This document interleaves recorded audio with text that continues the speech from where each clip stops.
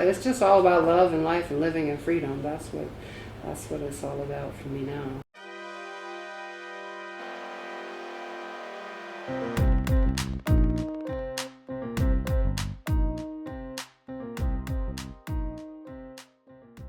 Welcome to the Rich Spinster podcast. This is Alexis, and I'm telling you, it has been a week. The world is upside down, y'all.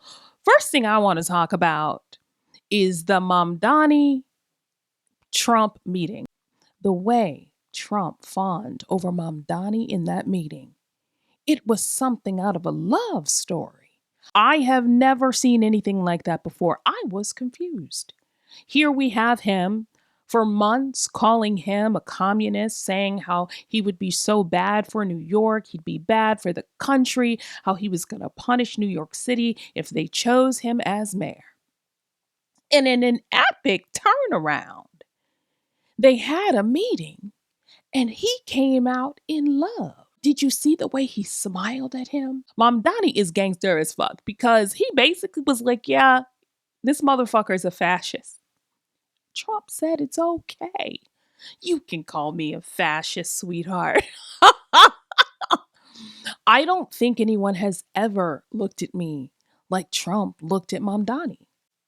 And I don't know what that means for either of us. I actually wasn't even going to watch the press conference, but I got a text from my friend Jen. And she was like, girl, are you watching this press conference? And I said no, because I didn't want to be irritated. She said Trump is falling all over him. What? Is praising him. What? So I turned it on and I could not believe my eyes. There he was, sitting at his desk, looking up at Mamdani adoringly. He was looking at him like he wanted nothing more than to slow grind. He looked at him like he had heard Luther Vandross's Love Won't Let Me Wait. He looked at him like he had just listened to Bobby Caldwell's What You Won't Do for Love. It was Celine Dion's My Heart Will Go On. I'm telling you, it was Whitney Houston's version of I'll Always Love You up in that bitch. That press conference was the entire Jodeci's Diary of a Mad Band album, okay? It was Silk's Freak Me.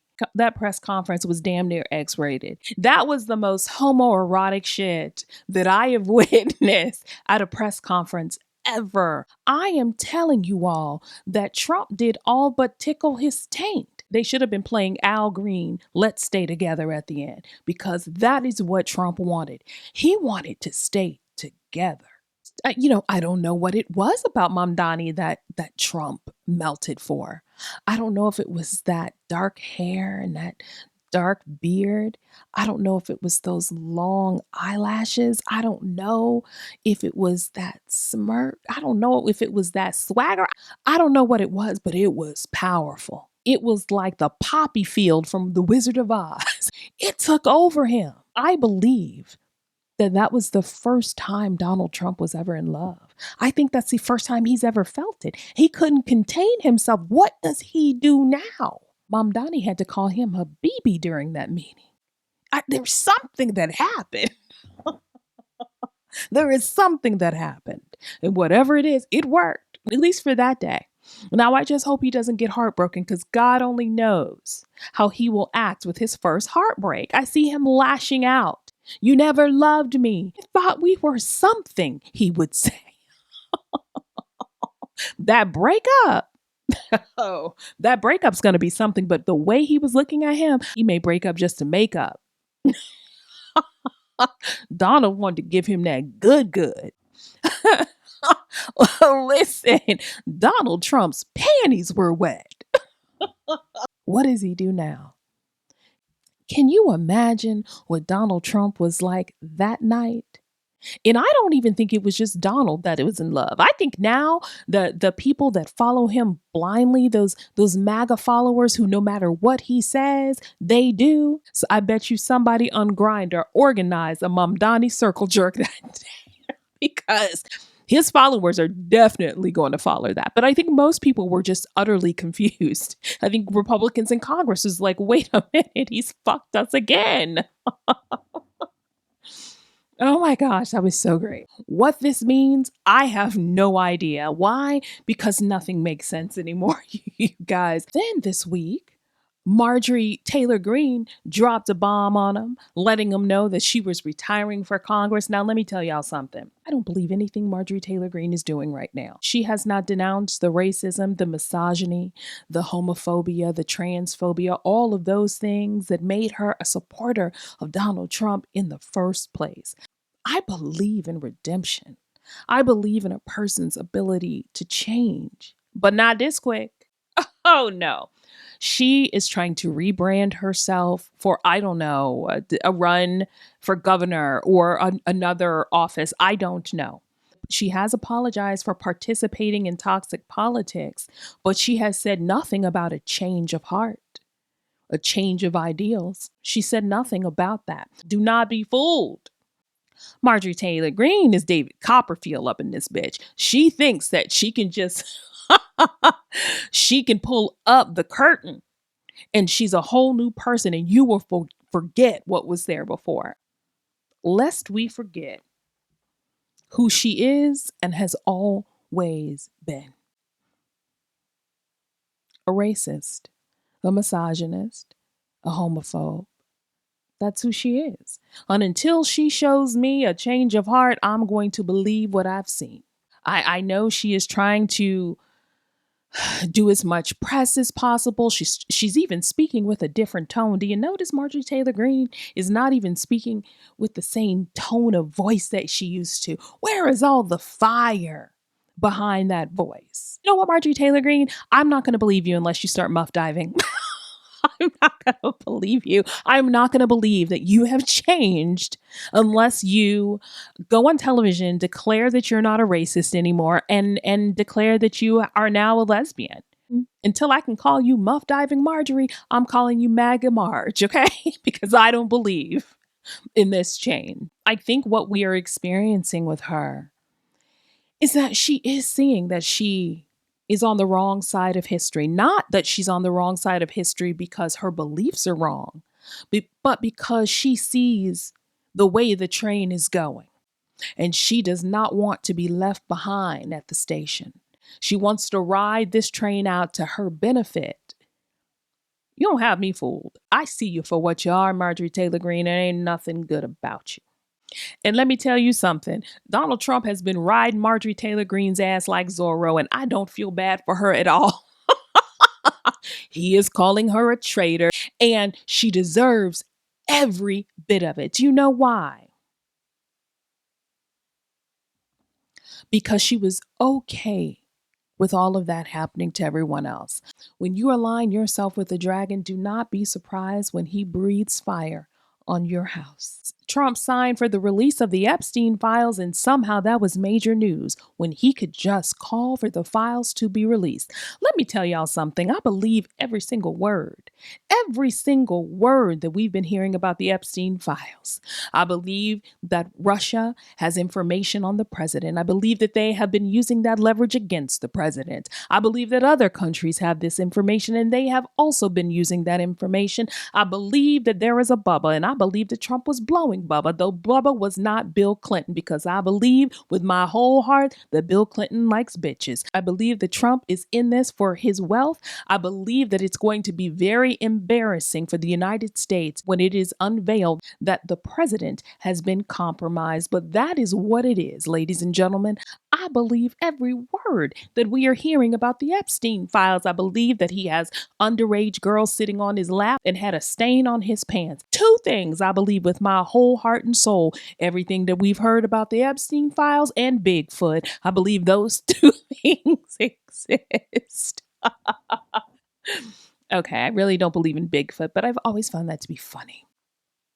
But I do believe everything that we're hearing. I also believe that we're not going to see these files in its entirety because they will find a reason to block them. I believe that Pam Bondi will start investigating more people so that those parts of those files cannot be released, because you cannot release evidence during a current investigation. I believe that that's how they're going to try to cover it, but I believe that somebody out there has seen those files files, and they have a copy of those files. And that person is going to be an American hero because they're going to release those files, and I'm going to read every word of them.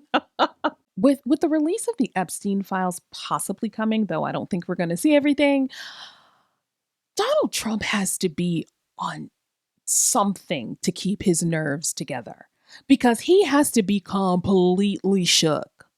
And then, hold up. What I didn't know and heard for the first time this week is that the first lady, who I forget exists. Can we talk about the fact that I forget that Melania is even there? I forget that there is a first lady of the United States and that her name is Melania Trump and that she's an immigrant. I forget that. But what I will never forget is what I heard this week, which is that she used to date Epstein.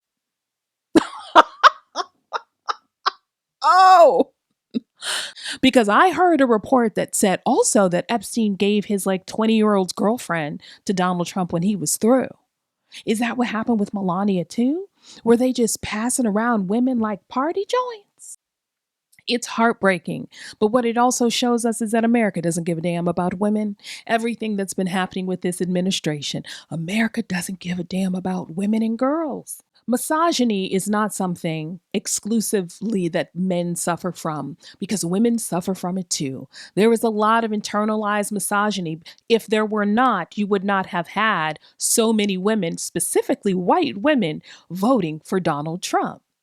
And not only do they vote for him, they work for him. He has the face of misogyny right there in the press room, and her name is Cuntzilla Caroline Levitt.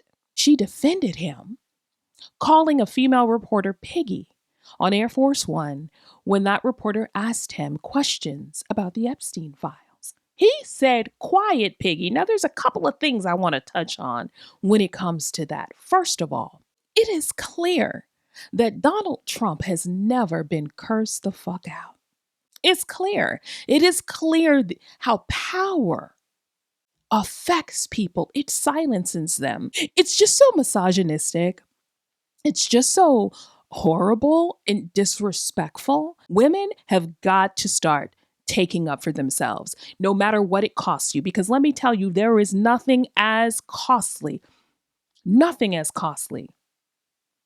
as allowing yourself to be disrespected. There was a grown ass professional woman on Air Force One asking him a question, and he treated her like he treats all women, like they should be seen and not heard.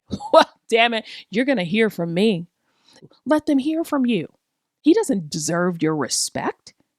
Not if he's handing out disrespect. Then we had Cuntzilla Caroline Levitt doing what she does and defending his actions. Oh, you know, the president, he just, calls it like he sees it. And that's why people voted for him. Listen, that's why people voted for him. Yeah. Misogyny, racism, transphobia, homophobia. That's why people voted for him. And people whose economic woes were not being heard by the Democratic Party. And they got the okie doke pulled on them. I think the quiet piggy thing was particularly triggering for me. I am not a person who has been disrespected a lot in my life, especially not to my face. So what people say behind my back is really their business. I don't even need to know it. I don't care. But how we interact face to face matters to me. And I am not a person who believes in taking disrespect. Now, that doesn't mean that you should jump in every fight that is presented to you, no. And that also doesn't mean that everybody deserves your attention. But when someone is bold enough to think that they're going to disrespect me to my face, I am bold enough to respond to that, particularly if it is a man. Let me tell you a little story.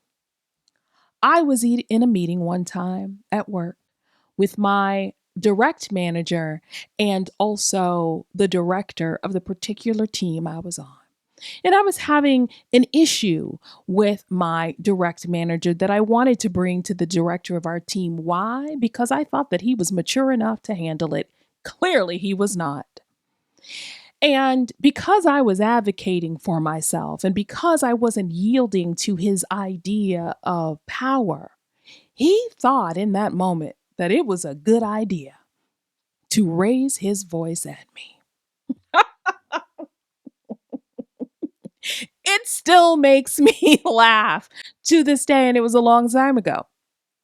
He raised his voice at me in that meeting, and the first thing out of my mouth was, "Who the hell are you yelling at?" Because you see, I understand that I am not powerless in any situation. I am not powerless, and I am not giving my power over to anyone, especially a tender dick man. In that meeting, I was just advocating for myself. But this is what women deal with. This is what we deal with at work. This is what we deal with in the world. And so when I saw that reporter taking that quiet piggy, I was triggered like a motherfucker. I wanted to jump into her body in that moment and say, "Fuck you, dick sucking Donald." Okay.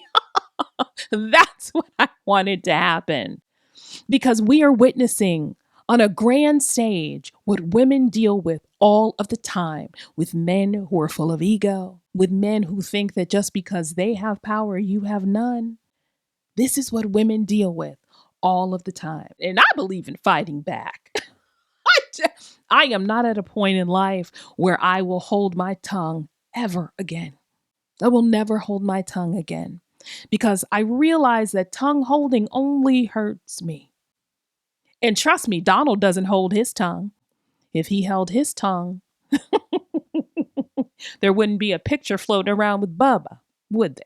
I want to encourage women to speak up for themselves at work and everywhere else. Speak up for yourself, no matter the person's position, because losing your agency is a lot worse than losing your job. Speak up for yourself, no matter what it costs you. Not speaking up for yourself will always cost you more. And had she gone off on Trump, they would have probably said how unprofessional she was. Let me tell y'all something. Fuck professionalism. If professionalism translates into you being forced to take disrespect, fuck professionalism. If their version of professionalism means that you have to sit silently like a child while someone calls you names, while someone raises their voice at you, fuck their professionalism because they don't want professionalism. They want supremacy. That motherfucker has a God complex. It's also triggering to see Cuntzilla Caroline Levitt, you gender traitor. You gender traitor. I hate women who hate women. I see them as worse than a man. There's something that angers me so much about being a part of a group that is oppressed and seeing a member of that group oppressing. I hate women like Cuntzilla Caroline. It's so annoying to me when people will try to check me and say, "Oh, here's another woman hating on another woman." Let's be clear, I don't like all women. I'm a girl's girl, but I don't like all girls because not all girls are girls. I understand that that is a woman who is hurt. But what I also understand is I don't give a fuck about that bitch. I don't care. There are people on this planet who have room to care for her. I don't have the room. Okay. I don't have it. I don't have the room to do it. Save that for somebody else who is on that mission. I don't care. I also do not care when someone tells me Jesus says to love everyone, Jesus says to forgive. That is not a part of my spiritual practice. To extend love to people who extend hate to everyone else. I will leave that up to everybody else. But as for me in my house, it's fuck Caroline Levitt forever. It is not a part of my spiritual practice to exercise grace for anyone who disrespects women. That's not what I do. Okay. Now, if that's what some people do, that's fine. But don't expect that over here. That is not my ministry. Yeah, there's no love for the misogynists over here. This Fox News poll said that 38% of Americans now approve of Trump's presidency. 38%, just 38. It has fallen. 38% approve. That 38% needs to be under the care of a guardian. That 38% should not be allowed to live alone. That 38% should not be allowed around sharp objects. That 38% should not be allowed to operate appliances. That 38% should not be allowed to drive. They should not be allowed to go to the doctor by themselves and make decisions about their medical care. That 38% should be excluded from any job that requires reasoning. That 38% we should be holding telethons for. Do they still have telethons? That 38% is out of their goddamn minds. I don't want that 38% cooking my food. 38% should not be allowed to clean with bleach. They should be able to use no chemical agent at all. That 38%, when they are asked what their favorite food is, instead of saying toast, they say square. That 38%. That talking about no child left behind, that 38% has been left behind. A lot of these Republicans don't even like Donald Trump. They don't even believe in these policies. But what they want is to keep their good favor. These people have been entrusted with the lives of their constituents. Do what is best for them. And they've all been folding. They have all been folding. I keep waiting for courageous Republicans. I keep waiting. I keep waiting for an influx of courageous Democrats. I keep waiting. But what I have seen so far is still not impressive. Oh, and also this week, they moved closer to closing the Department of Education. Such a. No, because they don't want you to be educated. What they want you to be is obedient workers. Obedient workers, which is why now they put the schools under the Department of Labor. Don't teach them to think critically. We don't want that. They want your children to consistently be a part of that 38%. I think people really thought Project 2025 was fiction, or they didn't take the time to educate themselves on it. It was just noise to them. They were busy just scrolling on Instagram, busy just scrolling on TikTok. In 2026, everybody needs to take a break from TikTok and educate themselves on the people who are running for office. We are seeing glimpses of the tide turning, and I hope it continues. But I really hope that this creates some sort of emotional shift in this country, some sort of spiritual enlightenment in this country.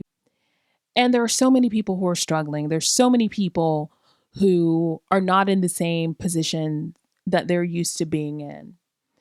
And I hope that this all brings forth some sort of unity, some sort of feeling, some sort of awareness that what happens to the next person actually happens to us. Every time I want to give up on humanity, humanity shows me how beautiful it can be. This is the week of Thanksgiving. And I want to end this podcast with just saying how grateful I am for the people in my life who give me love and support, and the people who listen to this podcast regularly and share this podcast with their friends. It means so much to me in whatever way you celebrate, whether you will be doing something for the community on Indigenous Peoples Day, whatever it is that you do this Thursday. Do it with a sense of community, a feeling of love, a feeling of hope for our future, because we need you. We need you in this fight, and I need you. Thank you for listening to the Rich Spinster podcast. You can view the podcast in its entirety on YouTube and listen to the podcast everywhere you listen to podcasts. Have a wonderful holiday, everyone, and I will see you on the other side of that.